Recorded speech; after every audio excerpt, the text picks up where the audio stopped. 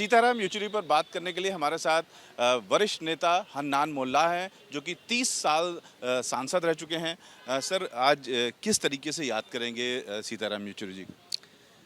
वो याद करने से हमारा जो अस्तित्व है वो सब चैलेंज के सामने है, क्योंकि सीताराम येचुरी इतना बड़ा राजनीतिक नेता था।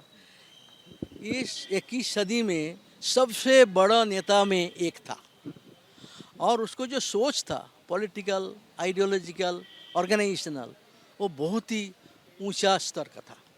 कम्युनिस्ट पार्टी मार्क्सवादी का सचिव के रूप में मार्क्सवादी कम्युनिस्ट पार्टी को बनाया, पूरा देश में बनाने का काम किया। साथ साथ वामपंथी पार्टियों के साथ दोस्ती बना के एक वाम मोर्चा बनाने का जो काम, वामपंथी की एकता के आधार पर दूसरे एकता बनेगा, इस अंडरस्टैंडिंग से वामपंथी पार्टियों को एकजुट करने का काम किया। और उसके बाद मोदी सरकार आने के बाद जब हमारा सारे बेसिक अंडरस्टैंडिंग को चैलेंज किया, संविधान पर हमला शुरू हुआ, सेकुलरिज्म को ख़त्म करने का साजिश शुरू हुआ, सांप्रदायिकता फैलने लगा, एकता, इंटीग्रिटी, एकता, अखंडता खतरे में पड़ा, साम्राज्यवादी के पास देश को कॉरपोरेट का हाथ बेचने का जो आर्थिक परिस्थिति पैदा हुआ, इस परिस्थिति में सीताराम येचुरी था सबसे मजबूत वॉइस था। और इसके खिलाफ जब भी कोई हमला हुआ, इस पर वो सबसे तेज़ आवाज़ से इसको विरोध किया और इस विरोध को जनता के बीच में ले जाने में उसका बहुत कैपेबिलिटी था।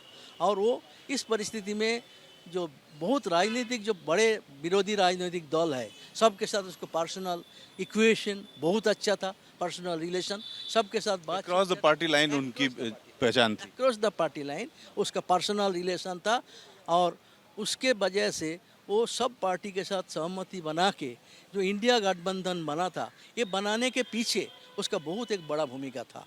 इसलिए आज का परिस्थिति में हमारा सीताराम का नहीं रहना हमारा जनवादी आंदोलन के लिए एक बहुत बड़ा नुकसान है। हम सबको मिल के इसको मुकाबला करना पड़ेगा। उनका पार्थिव शरीर यहाँ लाया जाएगा। ऑफिस में रहेंगे ना, वो बताएंगे। पॉलिट ब्यूरो मीटिंग हो रहा है, वो अनाउंस करेंगे। तो अभी पॉलिट ब्यूरो की मीटिंग चल रही है, उसमें आगे किस तरीके से उनके पार्थिव शरीर को सम्मान दिया जाएगा, उनकी स्मृति को सम्मान दिया जाएगा, ये तय हो रहा है, उसकी क्या प्रक्रिया हो रही है। लेकिन अब तक ये तय पाया गया है कि उनका जो शरीर है, चूँकि उन्होंने उसको डोनेट कर रखा है, सीताराम ने अपना शरीर डोनेट कर रखा है, तो एम्बामिंग होने के बाद परसों यहाँ पर सीपीएम दफ्तर में उनका पार्थिव शरीर लाया जाएगा लोगों के दर्शन के लिए, और उसके बाद उनके शरीर को उनका जो पार्थिव शरीर है उनको वापस एम्स ले जाया जाएगा। Ravikant, ABP news, Delhi.